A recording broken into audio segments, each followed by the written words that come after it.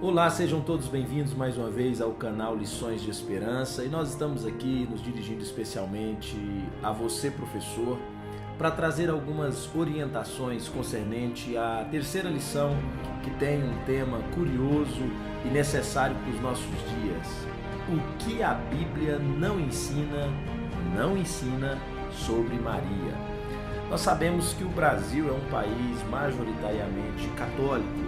Estima-se que cerca de 57% da população brasileira segue a teologia católica a respeito de Maria.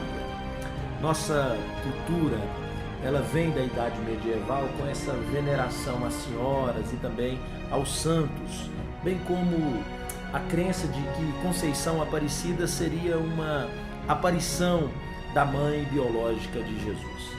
Nesse contexto, muitos crentes que convivem com católicos não conseguem explicar com amor a verdade sobre o que a Bíblia ensina sobre Maria. E foi pensando nisso que preparamos esta lição, porque sabemos que Maria, sem dúvidas, é uma das figuras mais importantes da história. Só que, infelizmente, muitas pessoas a colocam numa posição que Deus nunca colocou e que jamais Maria aceitaria.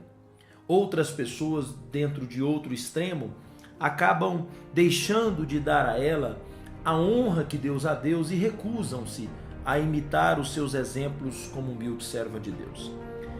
Nesta lição, nos deteremos em analisar as mentiras pregadas em torno das supostas aparições de Maria, até mesmo como Virgem Padroeira do Brasil, desmistificando crenças católicas que, além de agredir a fé de Maria e suas convicções, não transmitem o que a Bíblia realmente ensina sobre essa importante mulher.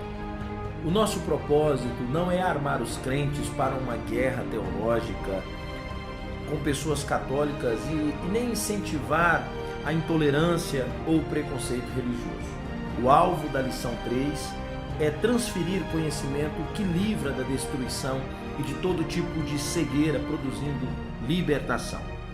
Desse modo, nós caminharemos então por 3 tópicos. No primeiro, você vai conhecer o que a Bíblia não ensina sobre Maria. Basicamente, 7 mentiras que são ensinadas a respeito de Maria e que não são verdade. No segundo tópico, o pastor Evaldson vai nos mostrar as virtudes de Maria que devemos cultivar. É verdade que, embora Maria não deve ser adorada, porque só a Deus adorarás e somente a Ele prestarás culto, nós sabemos que Maria tem virtudes que poucos cristãos conhecem e que devem ser imitadas. E finalmente, no terceiro tópico, algumas atitudes que precisamos ter para conduzir uma pessoa católica romana a conhecer a verdade a respeito de Cristo, que talvez ela não conheça. Desejamos a todos os professores uma excelente lição, que Deus os abençoe no nome de Jesus. Muito bem, agora no primeiro tópico, nós apresentamos as 7 mentiras sobre Maria que o mundo precisa saber. E a primeira mentira é que Maria é mãe de Deus. Você já deve ter ouvido pessoas de diversos credos e religiões acreditarem que Maria é mãe de Deus. E este raciocínio começou no ano 431, no Concílio de Éfeso, quando a igreja promulgou a divindade de Cristo, referindo-se a Maria. Só que houve, a partir de então, uma distorção desse entendimento e passou-se a entender que Maria deu origem à natureza divina de Jesus. O que deve ficar claro nesse primeiro equívoco é que Maria foi um instrumento escolhido por Deus para que cumprisse a profecia e assim Jesus assumisse forma humana. Maria foi um receptáculo onde o Espírito Santo operou o milagre da encarnação de Cristo. Então, Jesus Cristo ele foi totalmente humano, com um corpo físico que recebeu de Maria, com uma natureza sem pecado. Deve ficar claro também que, como Deus, Jesus não teve mãe, e como homem, Jesus não teve pai. É muito difícil algumas pessoas aceitarem isso, porque Jesus, ao mesmo tempo que ele é Deus, ele também é homem. Então Maria foi mãe de Jesus como ser humano, mas não é mãe de Jesus como Deus. Por isso é errado dizer que Maria é mãe de Deus, porque Deus é eterno, Maria não. Seria incoerente dizer que o filho nasceu antes da mãe. Portanto, este primeiro tópico, nós precisamos deixar claro que Jesus ele existe desde a eternidade, Maria não. Maria passou a existir desde que ela nasceu. Portanto, Jesus veio antes de Maria.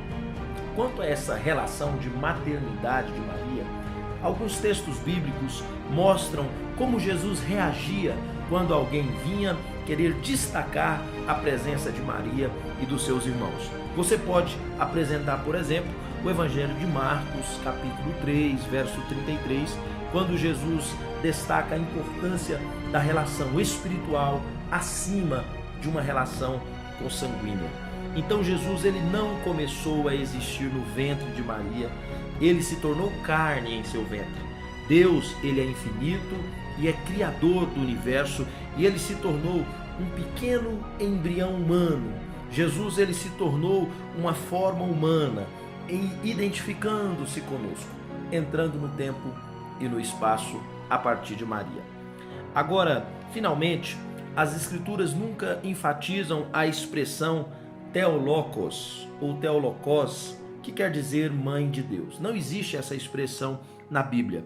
Inclusive, os irmãos de Jesus, como Tiago e Judas, quando eles escreveram suas cartas que estão na Bíblia, eles não se referem a Maria e nem colocam Tiago, servo de Jesus, ou Judas, servo de Jesus, filho de Maria. E nem sequer puxam a vinculação de sangue que tinham com Jesus, dizendo Tiago, irmão de Jesus, ou Judas, irmão de Jesus. Eles se colocam como servos de Jesus. Este é o primeiro equívoco que deve ser combatido. A segunda mentira que é ensinada a respeito de Maria é que Maria é imaculada. O que quer dizer a palavra imaculada? Limpa de toda mancha. A crença de que Maria não teve pecado não condiz com as Escrituras, porque Maria se reconheceu pecadora em Lucas capítulo 1, verso 46 e verso 47, quando ela chama o Senhor de meu Salvador. Bom, se ela o chama de Salvador é porque ela se vê necessitada de um Salvador. A Bíblia diz em Romanos capítulo 3, 23, que todos pecaram, inclusive Maria. Todos pecaram. E é importante ficar claro que quando Jesus nasceu, Maria oferece um sacrifício pelo pecado quando vai levar Jesus ao templo. Então você tem aqui vários argumentos que refutam essa ideia de que Maria seria imaculada, seria santa. A terceira mentira que é pregada e que o mundo precisa saber a respeito de Maria é que ela seria uma mediadora ou talvez uma intercessora diante de Deus. Este é um grave erro, porque é atribuir ao ser humano aquilo que somente Deus pode fazer. É ofender a graça e a misericórdia de Deus, querendo dizer que alguém que seja humano é mais misericordioso ou seria mais amoroso do que o próprio Deus. O nosso Senhor, ele tem um coração terno e compassivo e ninguém tem maior amor do que o Senhor. Então ninguém pode interceder diante de Deus por nós a não ser Jesus Cristo. Alguns textos deixam isso claro, mas eu gosto de destacar que Pedro, Paulo, João, Tiago, os escritores sagrados, os apóstolos, eles jamais fizeram sequer uma oração a Maria. Eles sequer mencionam o seu nome uma vez. Portanto, não está correta a crença de que tudo sem Jesus e nada sem Maria.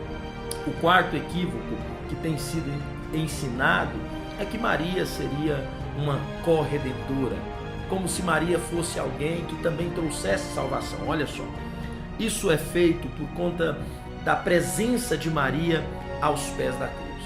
Mas a salvação é obra exclusiva de Deus. Você deve apresentar textos como de João 19, 25, João 3,16, pois quem padeceu por nós foi Jesus. E agora a quinta mentira é que Maria não teria tido outros filhos. Alguns acreditam que Maria teve apenas Jesus. Isso não é verdade, porque Jesus, ele foi o filho primogênito de Maria e não o seu filho unigênito. A Bíblia deixa claro que Jesus teve outros irmãos, como Tiago, José, Judas, Simão. Leia Mateus 13, versículo 54, Marcos capítulo 6, verso 3, Salmo 69, verso 8, Mateus 1, 24, até mesmo o livro de Atos, capítulo 1, verso 14. E é importante destacar a diferença da expressão grega para irmão, para primo, porque a Bíblia usa a expressão adelphos para irmão, ao passo que usa anepsios para primo. Alguns dizem que esses nomes, Tiago, José, Judas e Simão, eram primos e que seria um erro de interpretação, que também não é verdade.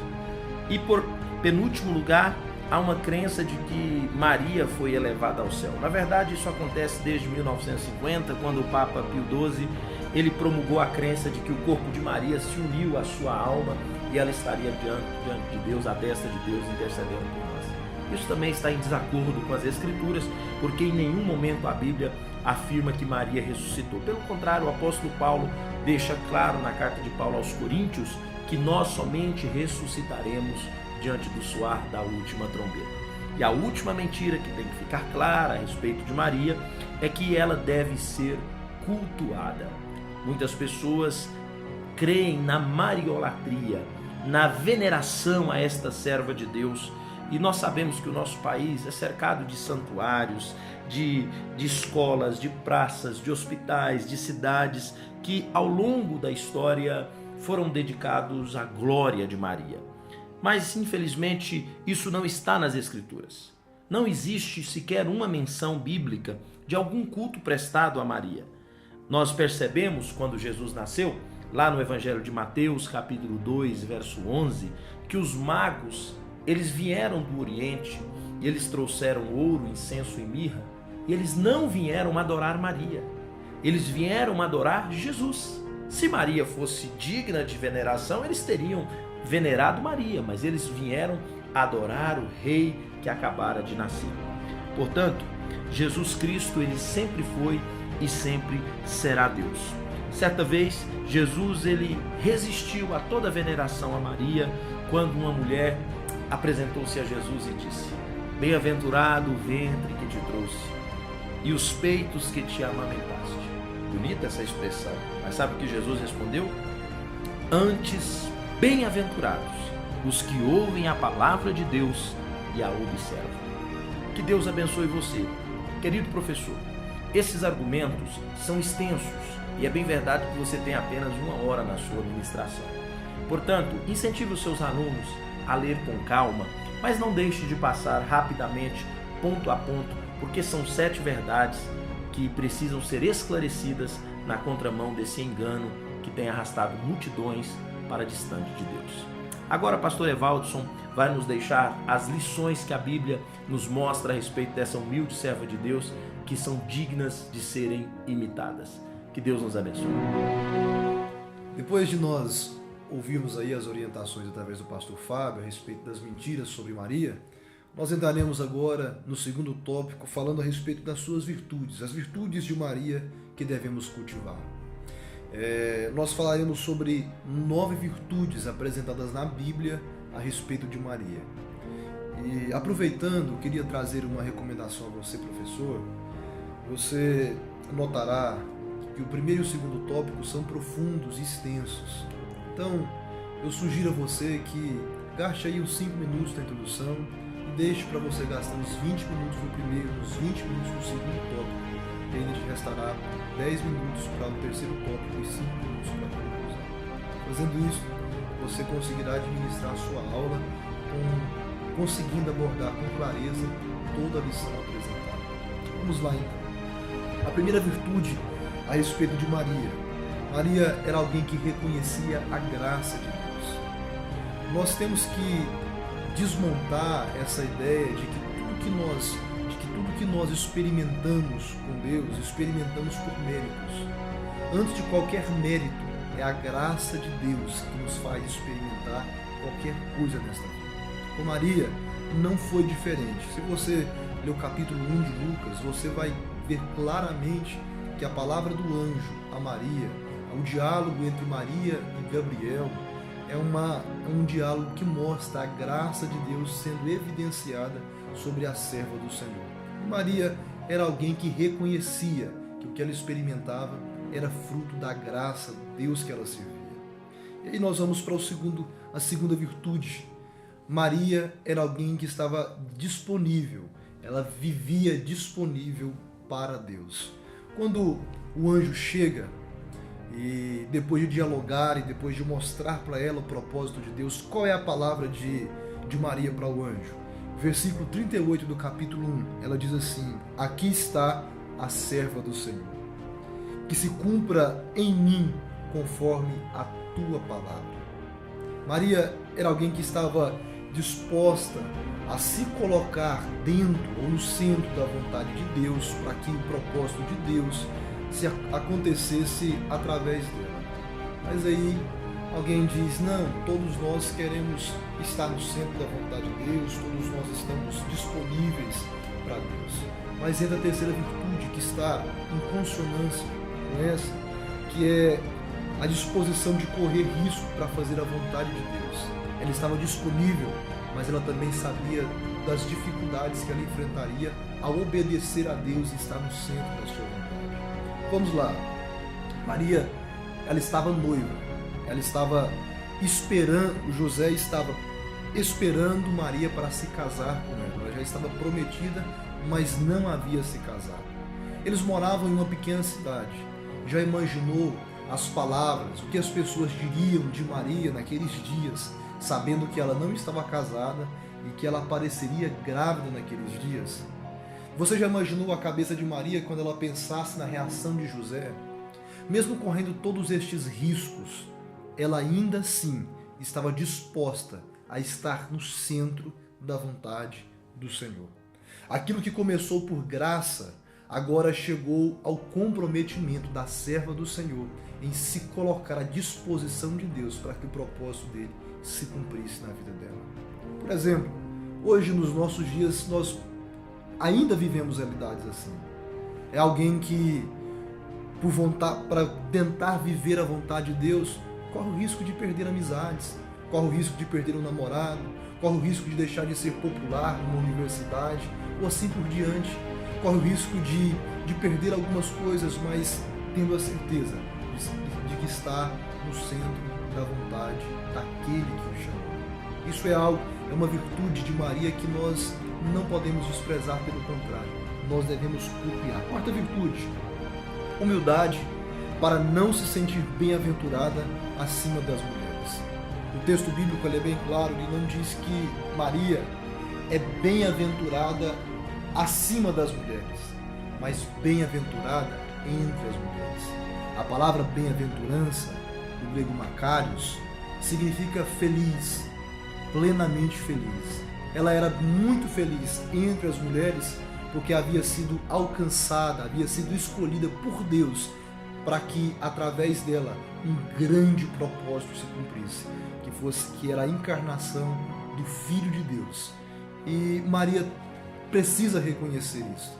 Maria nunca quis estar acima das mulheres, mas sempre reconheceu que entre as mulheres ela havia sido escolhida por Deus para o cumprimento do seu propósito. A quinta virtude é reconhecer a soberania de Deus. Maria era totalmente consciente de que Deus estava intervindo na história. Deus escolheu a noiva de um carpinteiro em uma cidade discreta, uma cidade não muito notável naquela época, para cumprir os seus propósitos. Deus tem os seus métodos e nós não precisamos ficar tentando explicar por que Deus escolheu em todas as escolhas de Deus. Ele é soberano para fazer as escolhas segundo os seus preceitos, segundo os seus propósitos, segundo a sua própria vontade. Maria reconheceu isso e apenas aceitou a vontade de Deus se cumprir na sua vida. Sexta virtude: reconhecer sua profunda necessidade de Deus. Como o pastor Fábio já disse, Maria não era imaculada. Ela, no versículo 46 e 47, do capítulo 1 de Lucas, você vai vendo ela chamar Deus de meu Salvador. Só precisa de Salvador quem está precisando ser salvo de alguma condição. E ela reconhecia que ela precisava ser salva na pessoa de Jesus, aquele que ela iria gerar nos próximos meses. Sétima virtude: andar com Deus mesmo em adversidade. Já imaginou quantos desafios Maria passou nesse processo de gestação, nesse processo de criação de Jesus? Ela teve que gerá-lo já debaixo de calúnias, já debaixo de olhares tortos e tantas outras coisas que ela viveu no seu período gestacional. Mesmo depois de Jesus ter nascido, ela continuou vivendo ainda desafios pelo medo, pelas ameaças do rei. Ela teve que sair da sua cidade, ir para outro país e passar lá um período longo para depois poder voltar com mais tranquilidade. A ser mãe do Messias, ao invés de trazer status, glória, honra, trouxe a ela solidão, perseguição e lutas. Oitava virtude: respeitar a agenda de Deus. Mesmo sendo ela responsável por gerar, amamentar e educar Jesus, já na adolescência nós vemos um dia Maria e José esquecendo Jesus em Jerusalém. E depois de 3 dias, quando eles o encontram, a palavra de Jesus é: por que vocês estavam me procurando? Não sabias que me cumpria estar na casa de meu pai?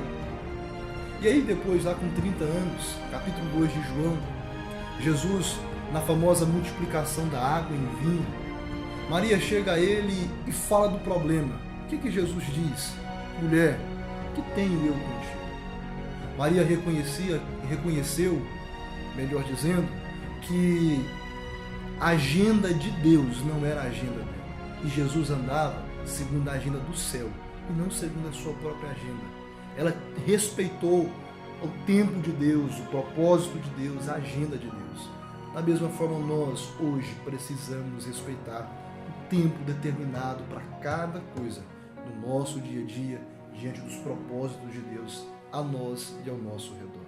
Nona e última virtude: ser discípulo de Jesus. O que é interessante, e isso me chama muita atenção, é de que depois que Jesus morre e ressuscita, depois que Jesus forma um grupo de discípulos, Maria não desempenhou um ministério de destaque na igreja primitiva. Se você olhar para a descrição de Atos, você vai ver que Maria não foi mais cheia do Espírito Santo que os demais discípulos. Ela teve que orar da mesma forma que os demais oraram. Ela não esteve no centro do palco. Ela não teve os holofotes virados para ela. Ela desempenhou o seu ministério e viveu a sua vida de modo muito discreto, conforme todos os demais discípulos. Chegamos agora ao terceiro tópico da nossa lição: atitudes para conduzir um católico a Cristo. Depois de termos desconstruído algumas inverdades a respeito de Maria, e aqui o pastor Evaldo ter apresentado 9 virtudes grandiosas que esta humilde serva do Senhor nos deixa, a nossa última parte nessa lição é apresentar alguns comportamentos que nós cristãos, servos do Senhor, evangélicos, protestantes, enfim, precisamos ter na direção de católicos romanos. É possível que você tenha um parente, um amigo, talvez um chefe, quem sabe um subordinado que seja católico. E a primeira coisa que recomendamos é o respeito. Não é admitida a intolerância e o preconceito religioso em hipótese alguma. Nós precisamos amá-los, sermos cordiais e respeitosos, mesmo que eles não aceitem e não admitam que estejam errados. Na verdade, queridos, a conversão da idolatria, ela não é um processo racional. Ela é, antes de tudo, um processo espiritual. Não acontece na mente, acontece aqui dentro, no coração. Existem pessoas que, embora estejam conscientes e convencidas do grave pecado da idolatria, da veneração a imagens, do culto a outro que não seja o Senhor, elas continuam presas nas garras do engano.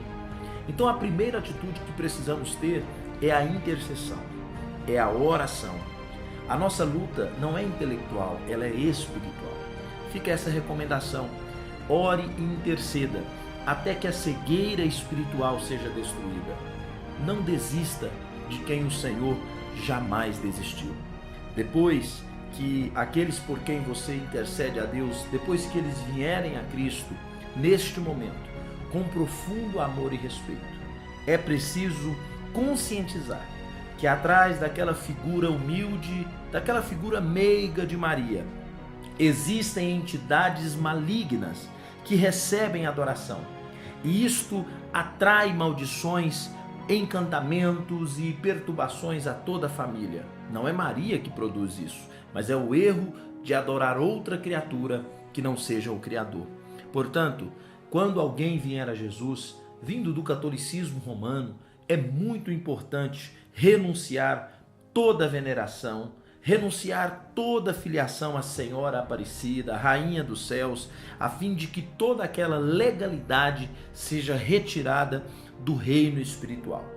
É preciso declarar que somos propriedade exclusivamente de Jesus.